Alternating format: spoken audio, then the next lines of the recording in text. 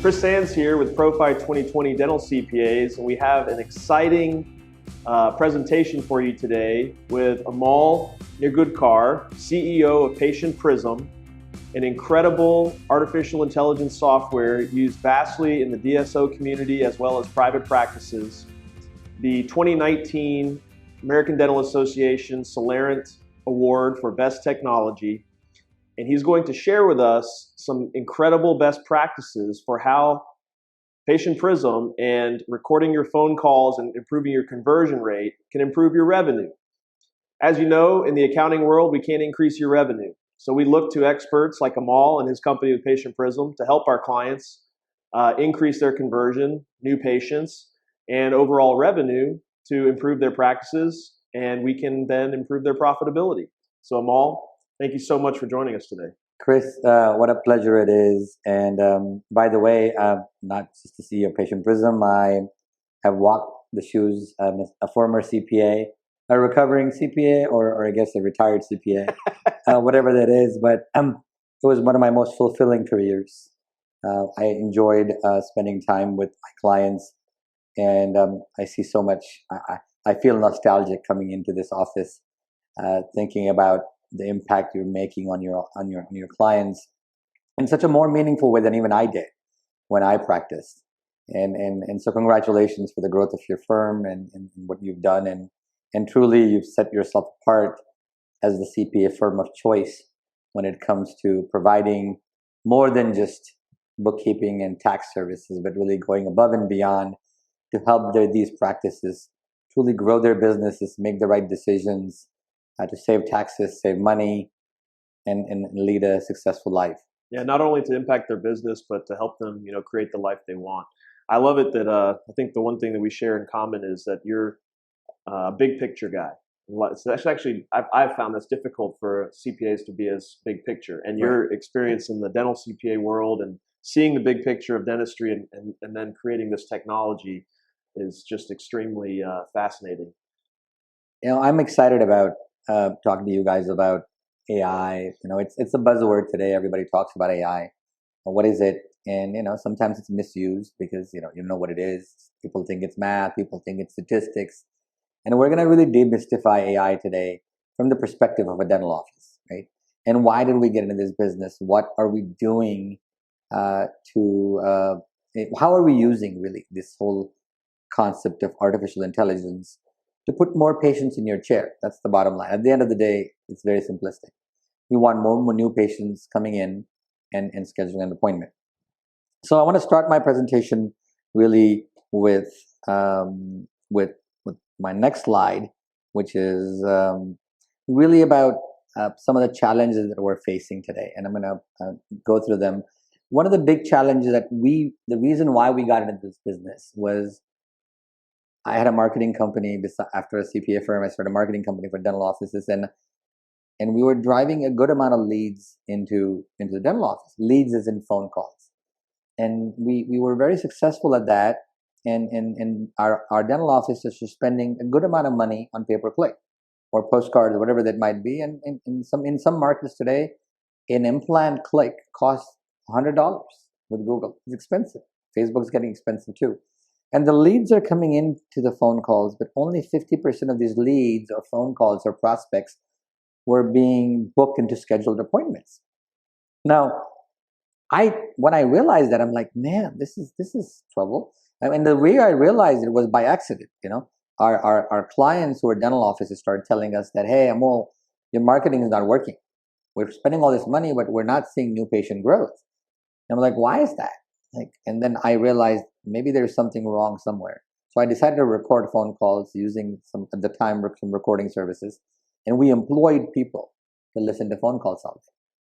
As you can realize, that's not an efficient process, right? How many phone calls are you going to listen to? And which ones are you going to then respond back to, right? So we realized that was a problem. And then I read all these books by Fred Joyal and Linda Mile, all these people who have been consulting for 20 years, 30 years, and said, oh my God, phone is the most important instrument in your office, right? It's not your, not any of your instruments, but phone is the most important instrument because that's where the drop-off happens. So that's where we started the journey. We realized that we got to do something with changing the way we communicate with our patients on the phone. Now, when I presented the ADA a few months ago, and I looked at what's going on with dentistry today, and look at 4 different challenges. Not just in terms of challenges the practices have, but challenges overall that prevent patients from coming into dental office. As we know, the ADA said, the Health Policy Institute said, 52% of Americans did not see a dentist last year. Right, that's a big number, right? And we need to get more people into the mix by doing whatever it is. Number one thing people face today is shortage of time. They don't have enough time to do everything because we're multitasking, spending 2 hours on Instagram and Facebook. Like, there's so much going on. We don't have enough time. And why do I say this? Because if we are a dentist, we're a dental practice, we're trying to impress upon a prospective customer, and that prospective customer has no time, you have very little time to impress them, right?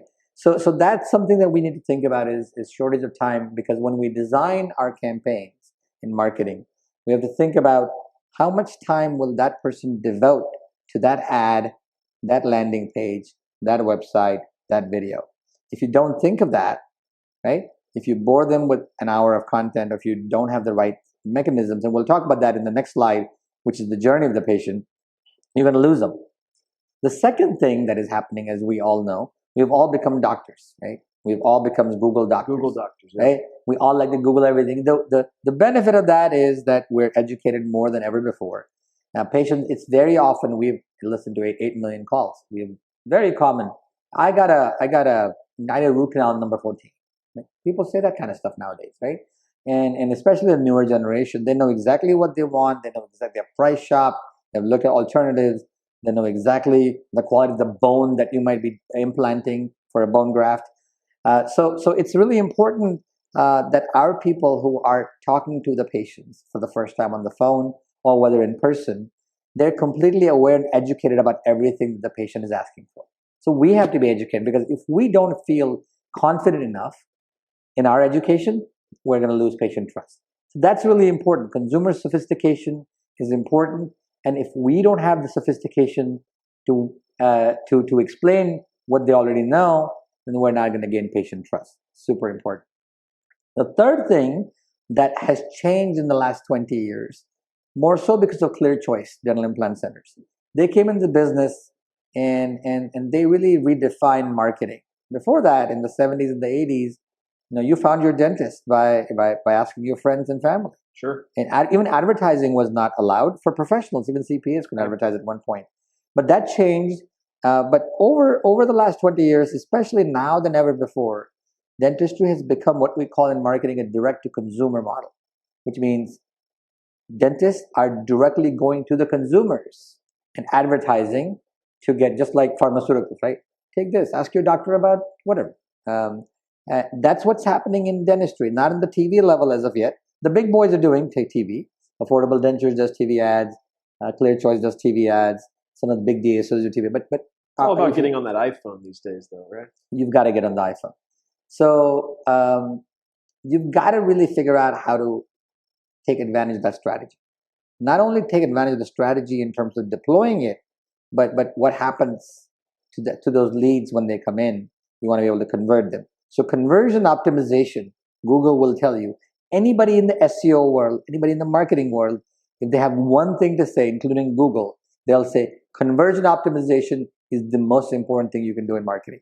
You've got to be able to convert. And I think, I see, there's been statistics have been put out that, let's say, DSOs maybe spend 6 to 8% of their revenues on marketing, and private practices may only be spending 1 to 2%, or maybe they're even being coached incorrectly to only be spending 1 to 2% of revenues on marketing. And I think it's because a lot of them don't believe that it works. And really where the point where it works or doesn't work is at this point of conversion. If somebody actually calls the office, they're giving you the buying signal, they're ready to buy. And if you can't make it easy for them to get an appointment, then you lose it. And it's like, well, the marketing doesn't work. And it's the biggest fallacy and the biggest waste of revenue, I think, that happens in business growth. 100% agree with that. And I spend a lot of time, as you spend a lot of time with your clients, but that if you're living in the 1 to 3% world, I'm sorry, that's not the world we're in today. You're not, right? Unless You're in the perfect location. You have no competition, and everybody comes to you. You're the village dentist. Okay, well, wonderful. Okay? You're in Atlanta, Miami, any of these metropolitan areas where there is new dental offices being formed every single day. You cannot afford to be that way. The reason why is because you're going to be outranked, and you're going to run out of money, and your ads are never going to show up, and you're going to be done by 9 o'clock in the morning, and you have not enough budget. Your budget's going to run out by 9 o'clock in the morning. And then what do? Might as well keep the money with yourself and spend it on somebody else. Give them bonuses to staff. But don't do that. But completely agree with that. So marketing is a big focus. Have to understand what does it take to acquire customers, and what eventually what happens with that customer in terms of production.